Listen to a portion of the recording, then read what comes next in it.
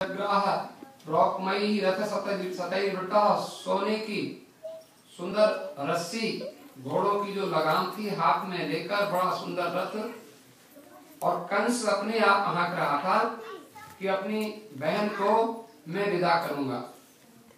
और उसने दासी नाम सुकुमारी नाम द्वेशते समलंकृते 200 कुमारी कन्याएं साथ में सेवा के लिए भेजी गई थी देवकी के लिए। और भी दुहित्रे देवकः प्रादात याने दुहित्रिवत्सलः शंख तूर्य मदंगाश्च नेदुर धुंधवय समम। बड़ा सुंदर वातावरण था।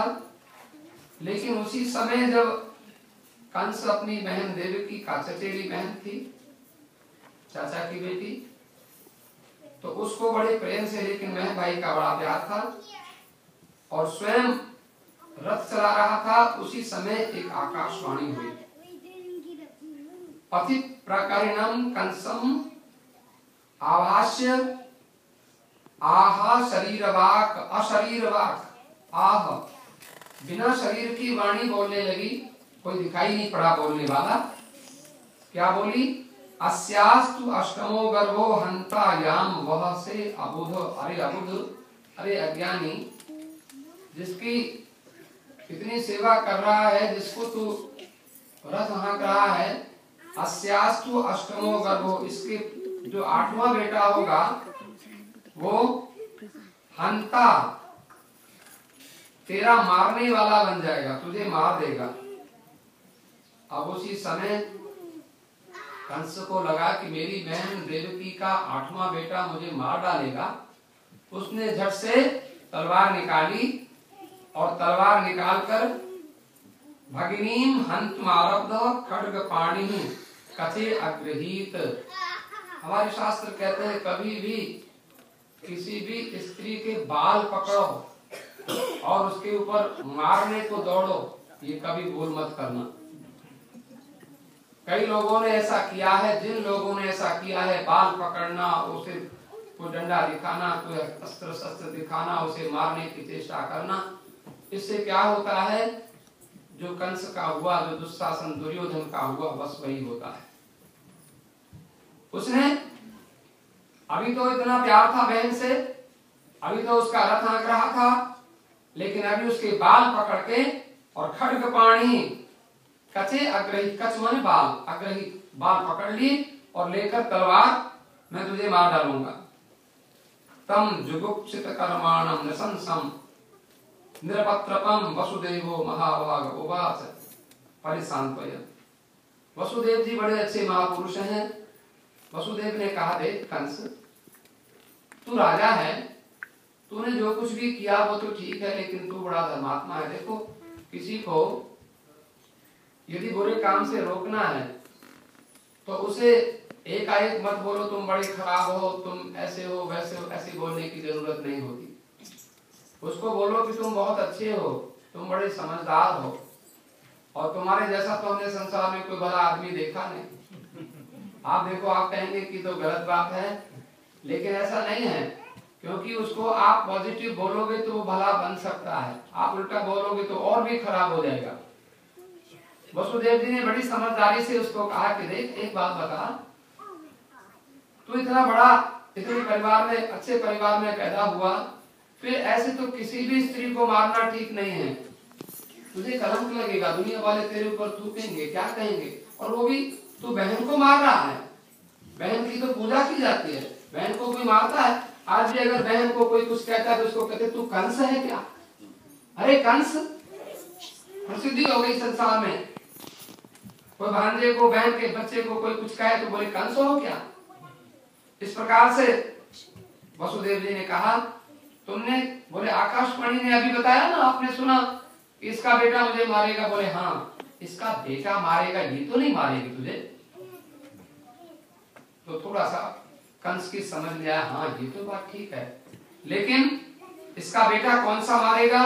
बोले 8वां। बोले वो भी 8वां मारेगा। अरे मेरे ऊपर विश्वास करता है कि नहीं? तो वसुदेव जी बड़े साधु पुरुष थे। जैसे आप लोगों को कोई भले आदमी दिखाई पड़े तो आप उन पर विश्वास करते। बोले हाँ वसुदेव जी, आपके ऊपर तो हमें पूरा भरोसा है, पूरा विश्वास है।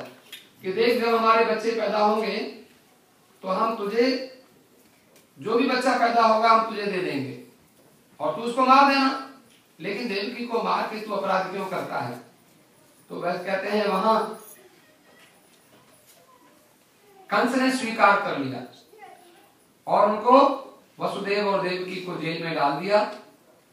लेकिन उसी समय देवकी गर्भवती हुई और उसके एक बालक ने जन्म लिया।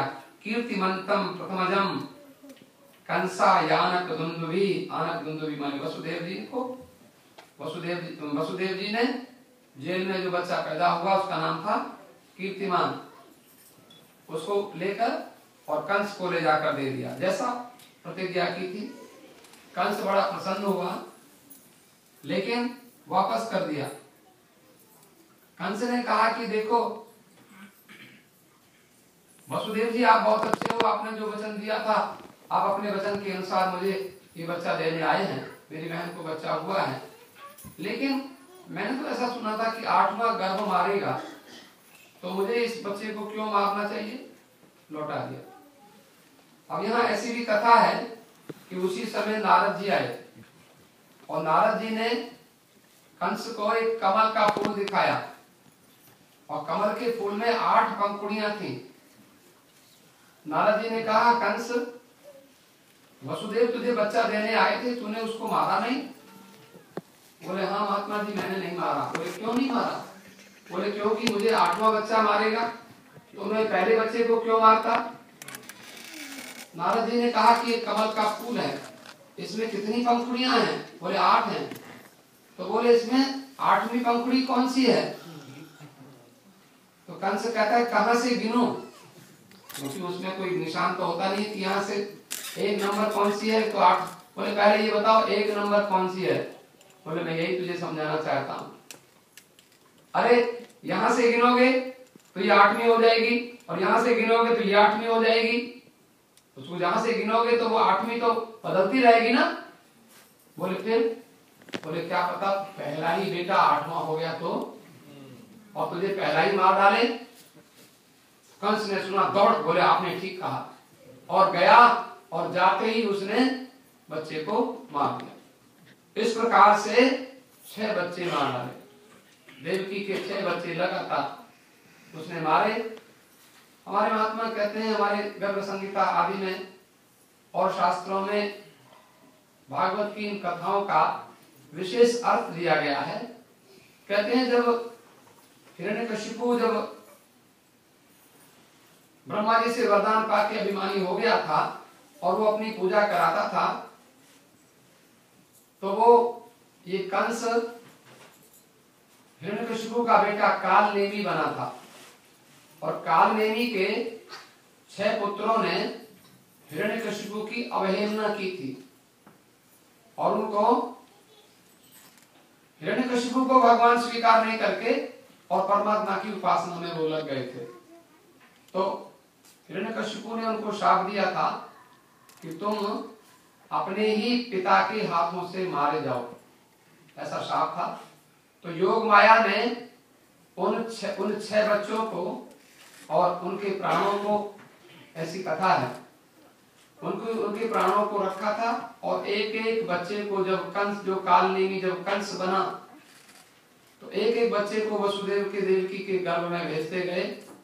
तो इसका कथा का तात्पर्य यह है कि कंस ने देवकी और वसुदेव के बच्चे नहीं मारे, किंतु अपने पूर्व जन्म के अपने ही बच्चे उसने मारे थे, ऐसी कथा है, क्योंकि वो शाप मिला था हिरण्यकशिपु का।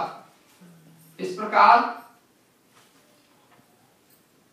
7वें गर्भ में बलराम जी आए और साथ जब वसुदेव जी ने देखा तो देवकी से कहने लगे कि अब ये बच्चा तुम्हारे गर्भ में है और हम इसकी किसी प्रकार से रक्षा करना चाहते हैं। तो परमात्मा ने भगवती को योग माया को आदेश दिया कि तुम जाओ और हमारा जो हमारे बड़े भाई होने वाले हैं उनको देवकी के गर्भ से निकाल कर और रोहिणी के गर्भ में स्थापित करो। तो वसुदेव की ही एक और पत्नी जो रोहिणी है, उनके गर्भ में ले जाकर भगवती ने, जगदम्बा ने आदि शक्ति ने, योग माया ने स्थापित किया। और भगवान ने कहा कि तुम्हारी कलयुग में बड़ी पूजा होगी। कलयुग में कलौ चंडी विनायक, कलयुग में गणेश जी की और भगवती की पूजा का विशेष फल होता है। तो माता जी ने ये कार्य किया और माता जी फिर कहा कि तुम ऐसा करना, तुम नंद बाबा के घर जाकर जन्म ले लेना। तो योग माया ने, भगवान की महाशक्ति ने दोनों कार्य कर दिए। अब ऐसा लगा कि कंस को सूचना मिली कि देवकी का जो गर्भ था वो गर्भपात हो गया, वो बच्चा गर्भ में नहीं है।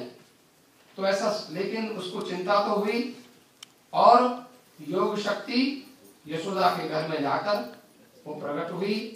और भगवान प्रकट होने वाले हैं। थोड़ा सा 1-2 मिनट के लिए थोड़ा सा कीर्तन बड़े प्रेम से